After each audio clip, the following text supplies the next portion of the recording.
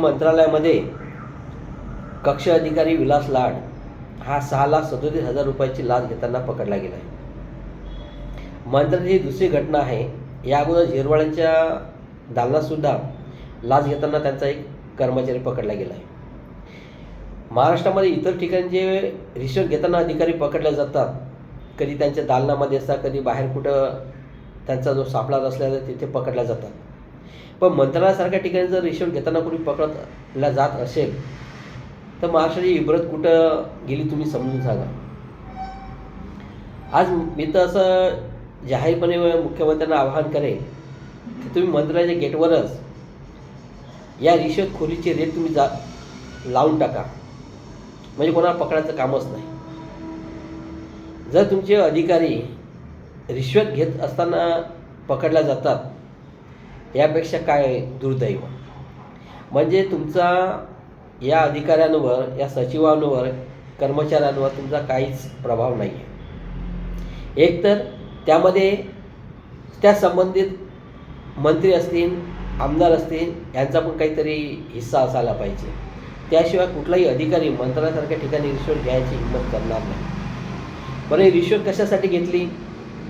मुख्यमंत्री साहेबांनी 36,000 कोटीचा जो आराखडा आहे कुंभमेळ्यासाठी, जे बजेट आहे, त्या बजेटचे टेंडर वाटण्यासाठी, म्हणजे हिंदू म्हणून आम्ही या कुंभमेळ्यावर श्रद्धा आहे, ज्या कुंभमेळा आमची श्रद्धा आहे, त्या कुंभमेळ्यासाठी कुठून तरी संत महंत येतील आणि त्या पाण्याने डुबक्या मारतील, आणि काही श्रद्धाळूसुद्धा जातील, त्या पाण्यात डुबक्या मारतील. एरवी यांना बिसलेरी पाणी पाहिजे प्यायला, पण त्या कुंभमेळ्यामध्ये कसं पाणी येणार आहे, कसं पाणी येणार आहे, कोण कोण डुबकी मारणार आहे, कोणाला कोणता आजार आहे, याचं काही भान नाही आहे. असो, आपापली इच्छा आहे, मी कोणाला थांबू शकत नाही. मी पण हिंदूच आहे, पण मी एक म्हणतात ना वैचारिकता माझ्याकडे, मी अशा कुठल्याही गोष्टीमध्ये जास्त इंटरेस्ट घेत नाही.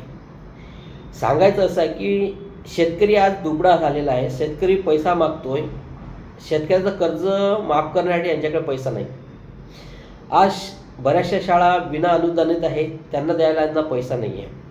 शिक्षकांचा पगार वेळेवर होत नाही, त्यांच्यासाठी यांच्याजवळ पैसा नाही आहे. बरेचसे असे कॉन्ट्रॅक्ट दिलेले आहेत, त्यांचे पगार यांना द्यायला पैसा नाही आहे. पण यांना कुंभमेळ्यासाठी 35,000 कोटीचं यांनी बजेट लावलं. आता त्या 35,000 कोटीमध्ये बघा किती असे दलाल लोक खाऊन बसतात. म्हणजे ज्या व्यक्तीने हे रिश्वत घेतली मला कॉन्ट्रॅक्ट देण्यासाठी किंवा कॉन्ट्रॅक्ट घेण्यासाठी, म्हणजे देणारसुद्धा तिथं कॉन्ट्रॅक्ट घेणार असेल आणि हा देणार आहे, त्याच्याकडे सर्व डिपार्टमेंट आहे, मग हा वेगळा किती पैसे कमवायचे समजून जा.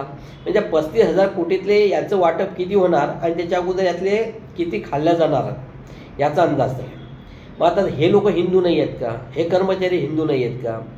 हिंदू म्हणून आपण जे श्रद्धा म्हणून तिथं जे दान करतो किंवा आपण तिथे जातो, पण आपल्यातलेच काही हिंदू जे आहेत ते कसे कमवतात, मग तुम्ही यांची श्रद्धा कुठं असेल हे आपण समजलं पाहिजे, आपण सुद्धा विचार केला पाहिजे. आता तिथे कोणी खाण्यासाठी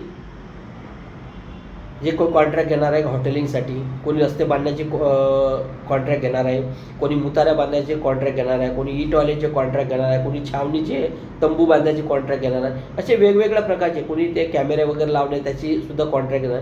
हे सगळं कॉन्ट्रॅक्ट वाटण्यासाठी जो अधिकारी आहे त्याला रिश्वत घेताना पकडला गेला, तो किती रिश्वत घेतला, आणि तो त्यामध्ये सरळ एका मंत्री महोदयाचं नाव घेतं, केसरकरांचं. मग तुम्ही सांगा, याला जर अधिकाऱ्याने कुठल्या तरी अधिकारी याच्याकडे हे सगळं डिपार्टमेंट दिलेलं आहे आणि हे जे वाटप करतोय आणि तो जर रिश्वत घेतोय, याचा अर्थ त्याला कुणाचा तरी आशीर्वाद आहे आणि याच्यामध्ये कोणाची तरी विभागणी आहे, हे लक्षात घ्या. हा एक पकडला गेला, पण याच्यानंतर आधी कोण कोण पकडल्या जाते आणि कोण किती किती घेते याचा काय अंदाज आहे? म्हणजे इथं काही नाशिककर आहेत जे झाडं तोडल्या जातात त्यासाठी रडत आहेत, तिथं आंदोलन करत आहेत, पण त्या बिचाऱ्यांचं काय, की त्यांचा प्रभाव तिथं कमी पडतो किंवा या मुजोरी सरकारवर त्याचा प्रभाव पडत नाही. आणि म्हणून नाशिककरांना एक सांगायचं आहे की तुम्ही ज्या लोकांना इथं मतदान केलं आहे ते सुद्धा हिंदू आहेत. म्हणजे तुम्ही त्यांना हिंदू म्हणून जर मतदान केलं असेल ना, तिथले नगरसेवक असो, तिथला आमदार असो की तिथला खासदार असो, ते हिंदू नाहीत का? त्यांना समजत नाही का? तुम्ही त्यांना प्रश्न विचारा. नाशिककरांनो, तुम्ही दुबळे झाले आज. आज तुम्ही ज्यांना मतदान केलं ना, त्यांना प्रश्न विचारू शकत नाही राहिले, इतके दुबळे झालेले आहे. तुम्ही तिथं फक्त रस्त्यावर येऊन राहिले. तुमचा जो विरोध आहे ना, तो एकदम मिळमिळीत विरोध आहे. प्रशासनासमोर तुम्ही एकदम मिळमिळीत विरोध करत आहे. त्या विरोधाला कोणी तुमच्या जुमानणार नाही आहे. तुमचा विरोध असायला पाहिजे होता की त्या विरोधाला धार असायला पाहिजे. तुमचा विरोध बघताना तिथली जी सुरक्षा यंत्रणा ना, ती सुद्धा घाबरायला पाहिजे होती, पण ती घाबरायला तयार नाही आहे. याचा अर्थ तुमचा जो विरोध आहे हा मिळमिळीत आहे. मला मुख्यमंत्र्यांना आणि महाराष्ट्राच्या सर्व मंत्री महोदयांना आणि सत्तारांना आणि इतर राजकीय लोकांना हेच सांगायचं आहे, तुम्ही धर्माच्या नावाखाली हा जो पैसा खर्च करताना, तोच पैसा महाराष्ट्रातल्या जनतेसाठी करा, त्यांच्या विकासासाठी करा. तो महत्त्वाचा आहे. हा कुंभमेळा महत्त्वाचा नाही आहे. कुंभमेळ्यात हजारो कोटी तुम्ही खर्च करून काय मिळणार आहे?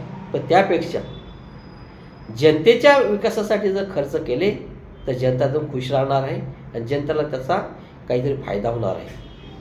तर नाशिककरांनो आणि सर्व हिंदू धर्मवाल्यांनो, विचार करा की आपण काय करतो. अजूनही बदला.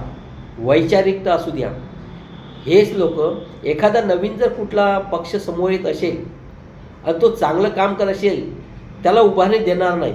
तुम्ही त्या प्रस्तावित पक्षाच्या मागे जाताना त्याचे हे दुष्परिणाम आहेत. तुमची मानसिकता बदलत नाही आहे. तुम्ही तोच तो पक्ष, तोच तो प्रस्थापित पक्ष, आणि त्यातला एकही हरामखोर आज बोलायला तयार नाही आहे. मग ही जबाबदारी कोणाची? हे यश अपयश कोणाचं?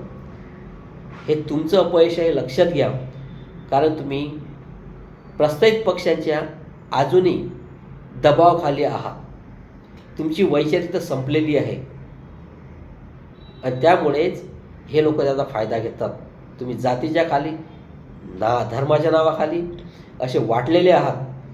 तुम्ही एक मानवता म्हणून एकत्र असते नाशिककर, सर्व नाशिककर एक मानवता म्हणून एकट्ठा जर असते तर मला नाही वाटत प्रशासनाची हिंमत झाली असती तिथं झाडं तोडण्याची. एक फांदीसुद्धा तोडू शकले नसते. पण तुम्ही तिथं वाटलेले आहात, काही या पक्षाचे, काही त्या पक्षाचे, काही वृक्षप्रेमी. मला वाटते फक्त तिथं वृक्षप्रेमीच आहे. इतर पक्षाचे जे लोक आहेत ना, तिथं कोणी नाही. तिथले पदाधिकारी, तिथले कार्यकर्ते कोणी नाही आहेत. कुठला नगरसेवक नाही, कुठला आमदार नाही, कुठला खासदार नाही. आणि त्यामुळे हे घडतं आहे.